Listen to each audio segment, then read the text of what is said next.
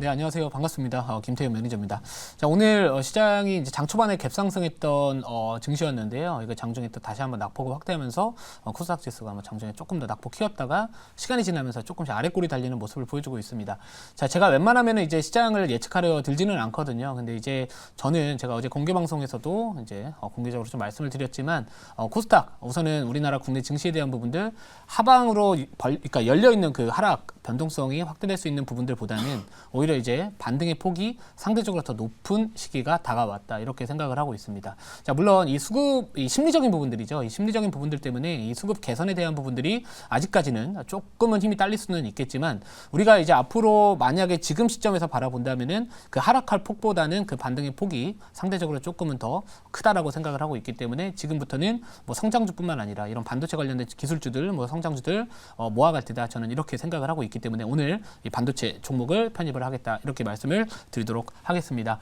자, 어제 제가 이제 장 끝나고 코스피 200 야간 선물을 봤었습니다. 그때 당시에 코스피 200 야간 선물이 한 0.6% 정도까지 하락을 했다가 이 장중에 이제 그 선물 이 국채 미국의 국채 10년물 그러니까 10년물 국채 금리의 선물 가격이 이제 5%를 넘어서면서 전체적으로 좀 이 고금리에 대한 부분들이 뭐 장기화나 이 국채금리의 급등에 따른 부분들 때문에 이 낙폭을 좀 키웠었는데요. 자, 하지만 이 헤지펀드의 대가인 이 빌 에크먼이 관련해 가지고 이제 쇼 포지션에 대한 부분들을 이제 커버하겠다. 어떻게 보면 이 하방에 좀 이 채권 가격 하락에 투자를 했었다면 이제는 그거를 걷어들이겠다 이런 이야기들이 나와주면서 그 미국의 국채금리 10년물 국채금리가 5% 밑으로 빠르게 또 내려왔습니다. 그래서 4.8%대 중반 정도에서 마감을 했었는데요. 뭐 아직까지 뭐 절대적인 수치로 본다면은 금리 자체가 높은 건 사실입니다만 결국에 우리가 투자 저점에서 매수를 하려면은 하락하기 시작을 했었을 때 저는 용기를 내서 매수를 해야 된다라고 생각을 하고 있기 때문에 뭐 지금 제가 봤었을 때는 반도체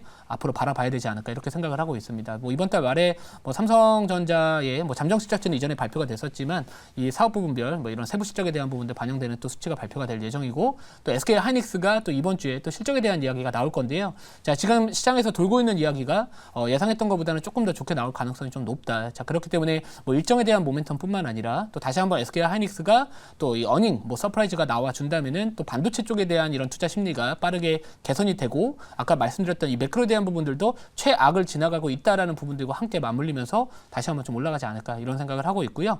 오늘 같은 경우에도 대표적으로 우리가 생각을 해볼 수 있을 것 같습니다. 시장이 어려웠을 때 버텼던 종목들이 시장이 좋아졌을 때 먼저 치고 올라갈 가능성이 높고요. 제가 이전부터 2차전지 소재 쪽이나 이런 기업들을 애초에 보지도 않고 있었습니다. 그 이유가 오늘 여러분들이 지켜보시지 않았을까 이런 생각을 하고 있는데 이 에코프레 주가가 장중에 70만 원 이탈을 했습니다. 이전에 막 150만 원 넘어서면서 거의 고점 대비 절반 이하로 내려온 상황인데요.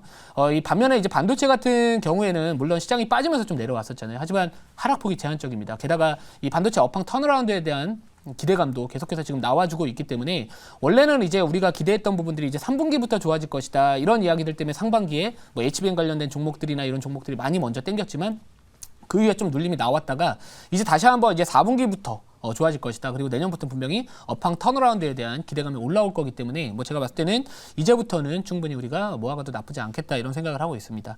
또 게다가 조금 더 말씀을 드리면은 오늘 그러니까 지난밤에 엔비디아의 주가가 급등을 했었고요. 이 윈도우 CPU용 그 AI 이 윈도우 PC용 CPU를 개발을 이제 하겠다라는 부분들하고요.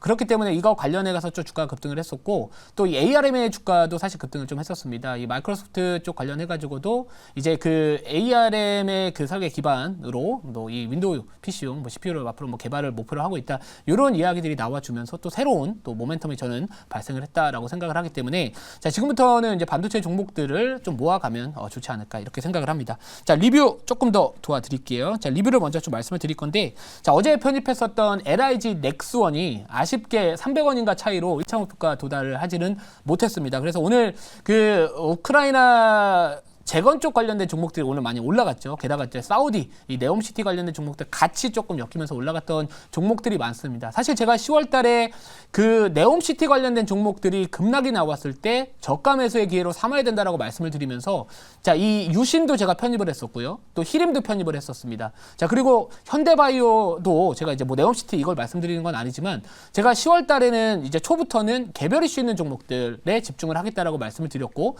물론 시장의 변동성이 좀 커지다 하다 보니까 손절가 좀 제가 손절을 짧게 잡아놨다 보니까 포트에서 편출은 됐지만 결국에 분할로 모아갔다면은 분명히 또 수익 기회를 얻을 수 있는 좋은 기회를 주었다 이렇게 볼 수 있을 것 같습니다. 이 LIG 넥슨 오늘 이 푸틴 대통령의 건강 이상설 때문에 뭐 이런 종전에 대한 또 기대감이 이런 것들 좀 올라오면서 우크라이나 재건축 테마도 올라갔었는데요.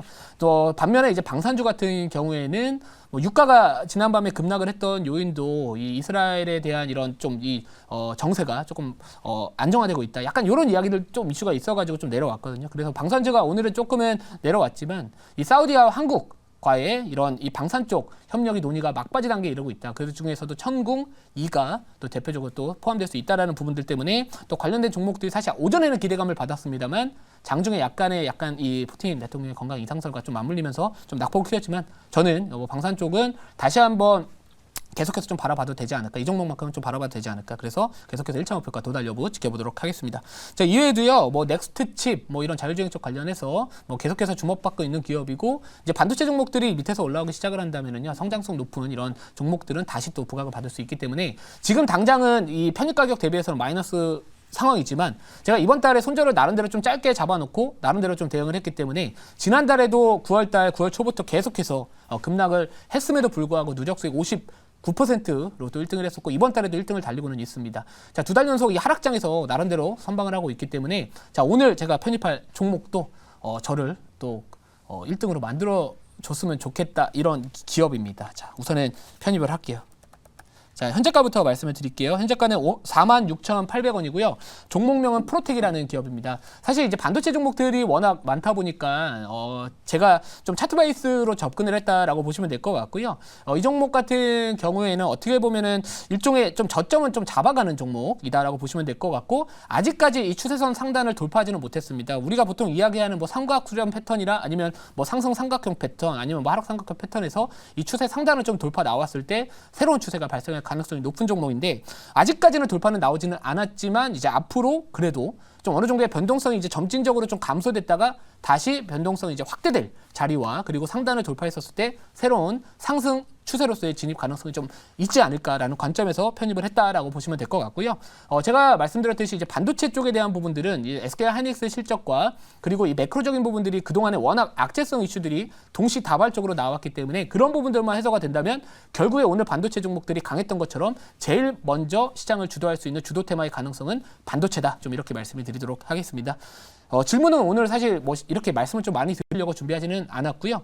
질문 받아보고 추가적인 가격 전략 말씀을 드리도록 하겠습니다. 네, 일단 제가 질문해 보도록 하겠습니다. 이제 프로텍 같은 경우도 이제 반도체 장비주, 특히 이제 최근 시장 대비 그래도 낙폭이 좀 제한적이었다라고 보고 있는데 결국 이제 시장이 안정화됐을 때 이제 저 또한 이제 반도체 섹터라든지 제약바이오 섹터가 시장 상승을 충분히 견인할 수 있을 거라 보고 있는데 이제 김태호 매니저님 같은 경우도 마찬가지로 앞으로 이제 시장이 안정화되고 정상화되는 과정에서 다시 한번 이제 프로텍 같은 경우는 예전에 또 HBM 관련 종목으로도 같이 묶였던 종목이잖아요. 다시 한번 반도체 섹터가 다시 한번 그 시장의 상승을 좀 견인할 수 있을지 그 점이 좀 궁금합니다. 네, 저는 이제 반도체 쪽은 뭐 지금 당장 사실 시장이 완벽하게 바닥이라고 확신할 수는 없는 시장은 맞습니다만 우리가 지금 상황에서 뭐 주도 업종이라는 부분들이 사실 지금 부재거든요. 뭐 2차 전지도 지금 가지도 못하고 있고 또 제약바이오도 그동안 얼마 전까지만 해도 좀 기대감이 좀 극에 달했다가 최근에 좀 쉬어가는 모습 보여주고 있고 하지만 이 반도체 종목 같은 경우에는 사실 아까 말씀드렸듯이 이전에 먼저 한번 주가가 좀 선반영됐던 부분들이 있다가 3분기에 대한 부분들이 사실 좀 기대감이 좀 꺾였습니다. 그러니까 이 업황 턴어라운드. 근데 4분기부터는 분명히 좀 좋아질 가능성이 높다라고 볼 수 있을 것 같고요. 특히나 이 AI 쪽이나 뭐 이런 반도체 시장에 대한 부분들은 계속해서 고성장을 유지할 수밖에 없기 때문에 뭐 이왕이면은 좀 HBM 관련된 종목들도 당연히 성장성에 대한 부분들은 의심의 여지가 없다라고 생각을 하기 때문에 뭐 이 종목도 마찬가지로 좀 보시면 좋을 것 같습니다. 또 게다가 이제 3분기 실적 발표에 대한 부분들 중에서 그래도 나름대로 이 그동안에 좀 실적은 당장은 3분기는 좋지는 않게 나오겠죠. 반도체. 하지만 어느 정도 바닥을 찍었다라는 인식과 또 SK 하이닉스가 만약에 어닝 서프라이즈가 나와준다면은 다시 한번 또 추세가 나올 가능성이 좀 있지 않을까 이렇게 생각을 하고 있습니다. 자, 1차 목표가는요. 1차 목표가는 지금은 좀 10월 말까지 얼마 남지 않았기 때문에 1차 목표가는 좀 짧게 잡았고요. 48,500원 1차 목표가 그리고 2차 목표가는 5만 원 그리고 손절가는 42,000원 말씀을 드리도록 하겠습니다.